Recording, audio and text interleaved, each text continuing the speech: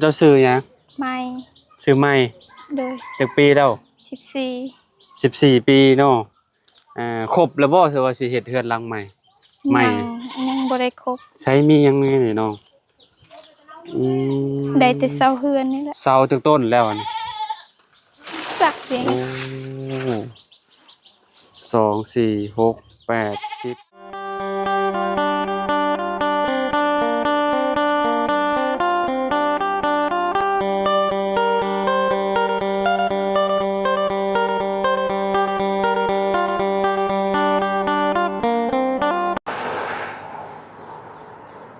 กราบสบายดีสวัสดี FC เบิร์ดสุขุสุคนเด้อพี่น้องบ่ว่าสิอยู่ในและก็ต่างประเทศเนาะก็ยินดีต้อนรับเข้าสู่ช่องบ่าวลาวสตูดิโอเนาะพี่น้องเนาะเอามื้อนี้พี่น้องเฮาก็สิไปสัมภาษณ์ครอบครัวน้องคนหนึงพี่น้องเอ้ยเนาะซึ่งเฮาก็บ่เคยสัมภาษณ์น้องเพิ่นจักเทื่อพี่น้องเอ้ยเนาะเอาอยู่ที่บ้านแก่งจองเมืองสะโปนแขวงสะวรรณเขตเด้อพี่น้องเด้อเนาะเอาไปหาครอบครัวน้องเพิ่นก่อนพี่น้องว่าครอบครัวเพิ่นเป็นจังใดเนาะโดยไปเบิ่งไปชมกันเนาะพี่น้องเอ้ยเนาะเดี๋ยวเขามาหาน้องเพิ่นกันเลยเนาะอ๋อเฮ็ดหยังเด้นี่เนาะอ๋อโตสบายดีเด้อน้องเด้ออืมเบิ่งหยังนี่เบิ่งเซาเฮือนเบิ่งเสาเฮือนโอ้พี่น้องเอ้ยเนาะสิเฮ็ดเฮือนใหม่บ่โดขออนุญาตเด้อพี่น้องเอ้ยเนาะโอ้สิเฮ็ดเฮือนใหม่อันนี้เฮือนไผซะน้องเฮือนพ่อเฮือนพ่อเจ้าเฮ็ดแม่โอ้ได้จักปีแล้วบ่ฮู้ว่าสิเฮ็ดเฮือนใหม่แต่ก็บ่มีเงินซื้อใหม่โอ้เจ้าซื้อหยังใหม่ซื้อใหม่โดยจักปีแล้ว14ปีเนาะครบแล้วบ่สิว่าสิเฮ็ดเฮือนหลังใหม่ใหม่ยังบ่ได้ครบใช้มีหยังแหน่นี่น้องได้แต่เซาเฮือนนี่แหละเสาจักต้นแล้วอันจักเพียงโอ้2 4 6 8 10 12ต้นแหละพี่น้องไอ้เนาะไผเป็นคนนั่นหามาเสามันนี่เนาะพ่อเจ้าบ่โดยพ่อไปใช้แล้วนั่นพ่อก็โทษแหละคือว่าโทษแบบใดน้องกินยาเพิ่นเสพยาโดยถึกจักปีแล้วหาก็ได้แล้วเดือนหนึ่งอ๋อหาก็ได้เดือนหนึ่งอ้ายคิดว่าเพิ่นถึกแต่เฮิงแล้วหาก็ถึกนี่บ่โดยอ๋อกำลังสิสร้างเรือนสร้างหยังเนาะหาไม้หาหยังหาต้นศอกต้นเสาได้พี่น้องเอ้ยเนาะอ๋ออันนี้พี่น้องเอ้ยเนาะไม้สงสัยอันนี้เป็นไม้ค้างมันเนาะมีอยู่ประมาณ2 4 6ประมาณ7นะพี่น้องอันนี้น่าสิเป็นไม้5 คูณ 10เนาะโอ้แต่ว่ามันก็ยังหลายเด้อพี่น้องเอ้ยเนาะบ่แม่นเรื่องง่ายๆเนาะสร้างเรือนก็ได้เนาะพี่น้องเอ้ยโอ้ปวกกินเลยเรือนเจ้าเนาะโดยอ๋อพี่น้องเอ้ยเนาะอันนี้ก็เป็นพี่น้องเพิ่นเนาะสบายดีเด้อน้องเด้อเนาะไปยืนนำกันก็ได้เนาะเอาชื่อจังได๋เจ้าซื้อไผน้องไผจักปีแล้ว15โอ้15ปีจะว่าอย่าบอกแล้วว่ามีครอบครัวแหละมีแล้วเอาบ้านล้างก็มาซอยแม่มาซอยแม่เฮ็ดหยังน่ะมาซอยแม่เฮ็ดงานเสียหญ้าแม่นเสียหญ้าเข้าให้นี่บ่เด้อนั่นแหละแม่นเขาให้แหละโอ้แต่ละปีได้เท่าใดได้2เปา3เปานี่แหละก็กินก็ยังบ่คุ้ม2 เปา3 เปาจักคนครอบครัวซุมเจ้า7คน7 คน2 3 เปาก็บ่กุ้มแล้วเนาะอันนี้ไผซะนี่น้องน้องหล่าบ่บุตรทิศเพิ่นบ่นี่บ่ยังมีหลายนะนี่บ่ยังมีคนหลายอีกบ่ผู้หญิงหรือผู้ชายบัดนี้ต่อจากเพิ่นคนนี้ผู้ชายบ่นั่นเด้อยู่นำแม่หั่นนั่นลูกลอยพี่น้องเอ้ยเนาะจ้ะเนาะเพื่อนเพิ่นก็อยู่กันหลายคนพอสมควรนี่เนาะใครแน่แต่มันบ่หัวอยู่บ่เพื่อนหัวอยู่กันฝนก็บ่ได้นอนเวลาฝนตกมาแห้งหัวเนาะแม่นพี่น้องเอ้ยเนาะเนาะปลูกเฮือนอยู่แบบนี้เลยนี่เนาะ แบบว่าอันนี้ก็ค้ำเมียนพี่น้องเอ้ยเนาะยันมันโล่งบ่นี่น้อง แม่มันล้ม ยันมันหักลงเนาะเสียงแบ่ก็ห้องสนั่นอยู่พี่น้องเอ้ยเนาะแบ่ซุมเจ้าบ่ บ่บ่แม่น คิดว่าแบ่ซุมเจ้าบ่แม่นเนาะ บ่ อืมที่ไผสายซุมเจ้าปลูกเรือนเนาะน้องใหม่อันบ่นี่นะดินนี่ ดินนาดินหญ้า ดินหญ้า แม่น พอหญ้าแบ่งให้บ่ แม่น ฮอดใช้ฮอดใช้ ได้แต่บ่อนนี้แหละนี่ก็ดินเขา ฮอดแต่หม่องปลูกเรือนนี่นะ แม่น ปลูกเรือนอยู่หม่องนี้เนาะมาฮอดต้นนี่บ่แม่นบ่ต้นมะม่วงแม่นนะฮอดอยู่หม่องนี้บ่ นั่นแหละ แล้วก็ยาวไปฮอดไสเนาะ ยาง6ฝุ่น ฮอดเรือนหลังนั้นเนาะพี่น้องเอ้ยเนาะก็สิโค้งไปแบบนั้นเนาะได้อยู่เรือนหลังน้อยนึงพี่น้องเอ้ยเนาะสมมุติว่าเฮ็ดนี่ก็ต้องได้ปรับได้หยังแหละเนาะเรือนน้องไม้เพิ่นเนาะเมื่อกี้นี่เป็นหยังคือจังไห้น้อง ให้บ่มีข้าวกิน ให้บ่มีข้าวกินจะไปอยู่น้ำพัวเป็นจังได๋ซะเนาะ อยู่น้ำพัว ชีวิต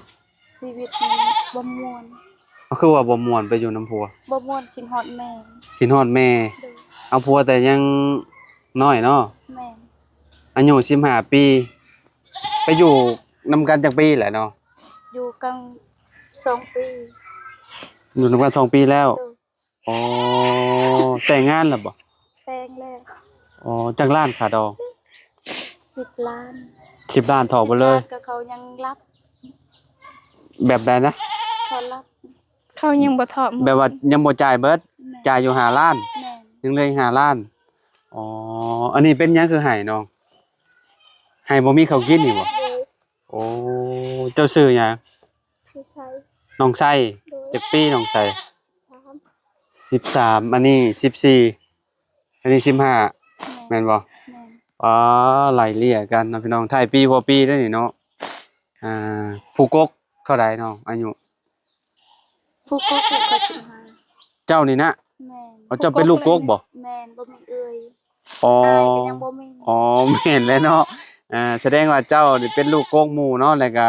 หลังจากที่แต่งงานแล้วก็ไปอยู่นำผัวเนาะ โดย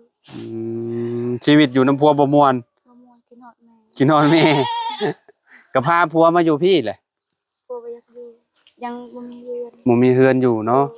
คันฝนตกแล้วเปียกเอ้ยนอน ก็อยู่พุ่นเป็นบันไดฉะน้องเฮือนเพิ่นเฮือนนำเพื่อนผัว ใหญ่เฮือนผัว หลังใหญ่ โดย แต่ว่าแบบอยู่น้ำปูน้ำยาบ่ แม่น ยังบ่ได้ย้ายออก โดย อ๋อก็เลยอยู่บ่ม่วนเนาะ โดย คันแนนว่ามีเฮือนของตัวเองคือสิโอเคเนาะ โดย มาปลูกแถวนี้ก็ได้นี่คันว่ามีเงินเด้อ คันมีเงินก็ปลูกได้อยู่ มาปลูกอยู่บ้านเฮานี่ได้ โดย อ๋อได้เนาะ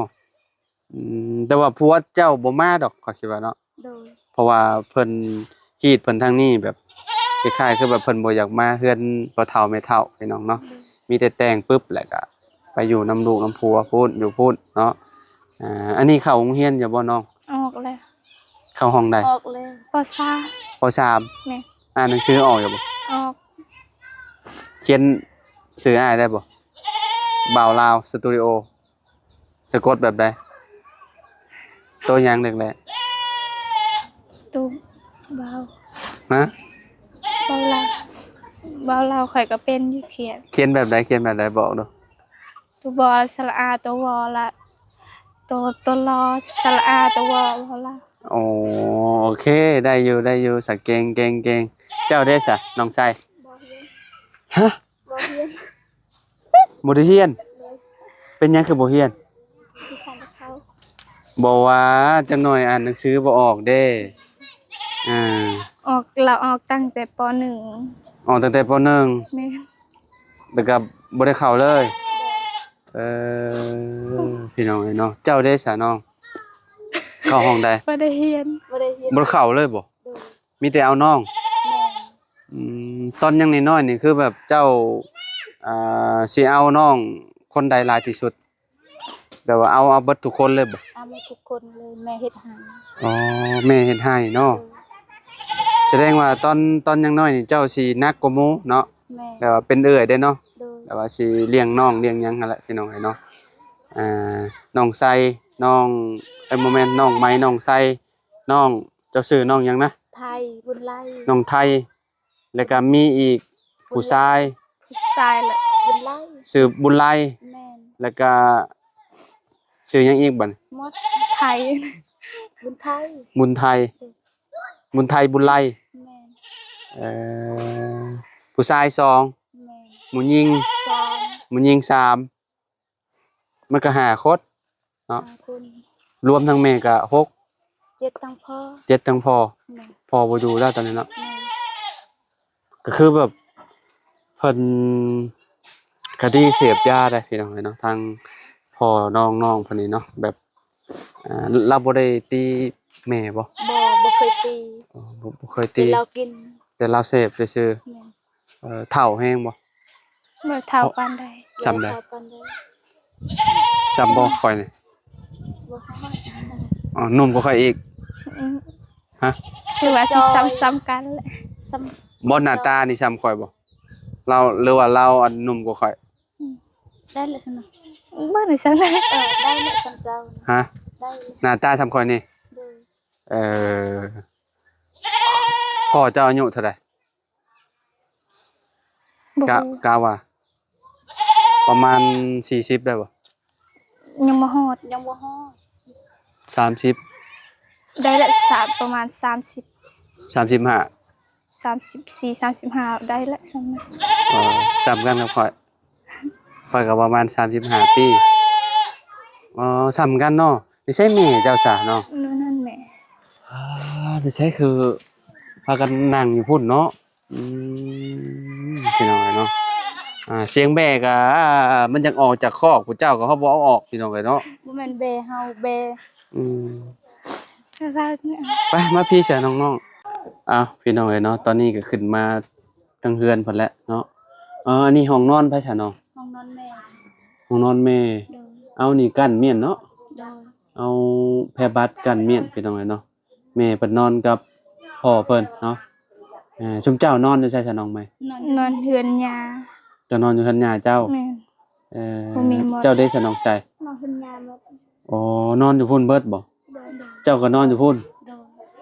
มีแต่แม่นะนอนอยู่นี่ โดย เอาคือบ่มานอนนำแม่ ยามพลเขาบ่ได้นอน ยามพลแล้วบ่ได้นอนบ่ บ่พ้นก็นอนหั่นนี่ อ๋ยันมันหัวเนาะดังไฟใช่บ่นี่หั่นเนาะมันคือแบบดำเบิดเลยสังกะสี แม่นดังไฟ อืมสังกะสีแบบดำเบิดเลยพี่น้องโอ้มองหันเนาะดังไฟเนาะ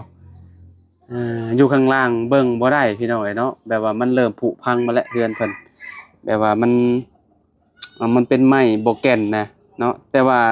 อยู่เทิงเฮือนนี่ถือว่าไม้ถือว่าโอเคเนาะคันว่าเฮ็ดให้มันดีกว่านี้ก็น่าสิได้เนาะเพราะว่าเสาที่ว่าพ่อเราหามากับครบแล้วแหละพี่น้องยังเหลือขาดแต่เป็นเป็นไม้เนาะพวกไม้พวกหยังมันนั่นแหละพวกคางพวกคือมันเนาะยังหลายๆอย่างอยู่เนาะพ่อเพิ่นมาถึกจับก่อนเนาะ โดย อืมนักเติบอยู่สับพี่น้องเอ้ยเนาะ เขากินก็ยังเป่าหนึง เป้าหนึ่งบ่ โดย เอ่อสมมุติว่ามันเบิดเฮ็ดได้ อาเทเขาไปคอเขา ไปขอเขา โดย เพิ่นเอาหยังบ่แลกเพิ่นเอาแบบเป็นพวกหยังพวกหน่อมงหน่อไม้บ่หรือว่าแนวใด เอาหน่อไม้ไปหาหน่อไม้ไปหาหน่อไม้จะซื้อข้าว เอ่ขายเท่าใดถุงหนึง 10,000 10,000โลหนึงมันก็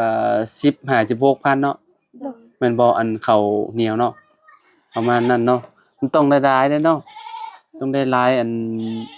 ถุงพี่น้องเอ้ยเนาะมันจังสิ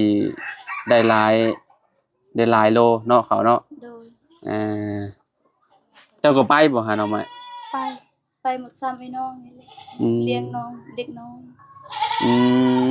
มผู้หนึงหาน้อยแม่นบ่จักปีแหละ ได้ โอ้ 8 ปี ผู้หลานี่ได้ โดย ประมาณ 4 แปด ปี ประมาณ 5 ปี ประมาณ4ปี5ปีเนาะ โดย อื คือ ม เด้ พี่น้องเอ้ยเนาะอันนี้ใหญ่พร้อมกันเลยพี่น้องหัวเพียงหัวเนาะแต่ว่าน้องไม้นี่อ่านหนังสือได้อยู่แต่ว่าน้องไส้นี่ติบอกว่าถ้าให้ไปเรียนก็บ่ไหวแล้วว่าซั่นเนาะ เป็นแนวใดความคิดแบบบ่อยากไปเฮียนบ่ บอกอยากไป คิดย่านบ่ เลย ถ้ามีโอกาสเจ้าจะไปเข้าอยู่วงเฮียนเนาะ คันบ่ได้เอาน้องก็อยากไปอยู่โรงเรียน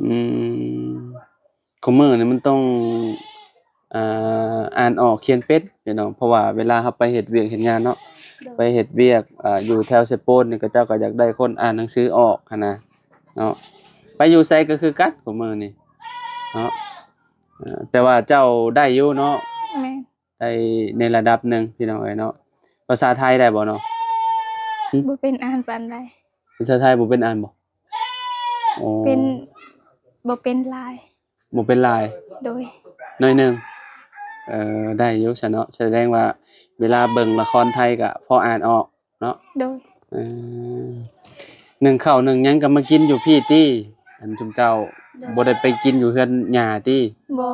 อืม กินอยู่เรือน มากินอยู่นี่เนาะ โดย พี่น้องเนาะอ้าวเดี๋ยวสิให้น้องๆเพิ่นไปเอาข้าวก่อนพี่น้องเนาะอยู่รถยังเหลืออยู่ถุงหนึ่งพอดีเลยพี่น้องเนาะข้าวเนาะเพราะว่าเฮามื้อนั้นเฮาไปเจอผู้เฒ่าเพิ่นไปหาอยู่หากินเฮาก็เลยเอาให้คนละถุงละถุง7ถุงแล้วก็ถุงที่8ก็เอาให้ครอบครัวเบายังบุอยู่พุ่นแหละทางแหวเมืองนองนะพี่น้องเนาะยังเหลือกระสอบน้อยหนึงพี่น้องเนาะก็สิเอามีให้เพิ่นนํเนาะเอาให้น้องไม้เพิ่นเนาะอยู่ดีๆก็น้ำตาอยากออกเนาะสัมภาษณ์น้องเพิ่นก็ได้โอเคจ้ะเนาะไปน้องไม้ไปเอาข้าวอยู่รถพุ่นแหละเนาะพี่น้องเพราะว่าเฮาก็บ่ได้ถือมาเนาะโดยพี่น้องเนาะตอนนี้กลับมาฮอดรถแล้วพี่น้องเพราะว่าจอดรถอยู่พี่อยู่เฮือนน้องเอสพี่น้องเนาะมีอยู่ข้าวถุงหนึงพี่น้องเมื่อก็แน่ว่าบ่มีข้าวก็มารถเนาะพี่น้องเอ้ยเนาะเดี๋ยวให้น้องเพิ่นก่อนเนาะข้าวก็เหลือถุงสุดท้ายนี่แหละเป็นข้าวผู้ใหญ่ใจดีเพิ่นให้ซื้อเมี่ยนพี่น้องเอ้ยเนาะพี่น้องไม้มาพี่เอาน้องเอา ขอบใจเด้อ เอาหนักเด้อ5โลเด้อนี่พี่น้องเอ้ยเนาะอันนี้มีเด้อให้เด้อ ขอบใจเด้อ เนาะจังได้ก็สู้ๆเนาะ โดย สักวันต้องได้เฮือนหลังงามๆเนาะให้แม่ได้อยู่เนาะ โดย พี่น้องเอ้ยเนาะตอนนี้ก็ให้ข้าวถุงหนึงแล้วก็มีเนาะคือสิได้กินหลายคนอยู่ดอกเพราะว่าเฮือนเพิ่นมีอยู่ประมาณ6คนเนาะรวมกับแม่พี่น้องเอ้ยเนาะ โดย คันว่าพ่ออยู่ก็ประมาณ7พุ่นแหละเนาะมื้อหนึ่งข้าวจะขวดเนาะอยู่กันหลายคนนี่ได้ขวดหนึงบ่ โดย อ๋อ บ่มีข้าว อ๋อก็เลยหนึ่งบ่หลาย โดย อันนี้กกหมู่เนาะขึ้นน้อยเนาะจ้ะเนาะถูกเวียกเนาะ โดย เพราะว่าน้องไม้นี่14 15อันนี้13ผู้นั้นผู้ชายน่ะเท่าใด 5 ปี5 ปี 5 พูด ปี เลย แล้วก็ผู้หนึงอีก8 ปี 8พี่น้องเนาะเอาประมาณนี้เนาะเอาจังได๋ก็เป็นกำลังใจให้เด้อสู้ๆเด้อเนาะมื้อนี้ได้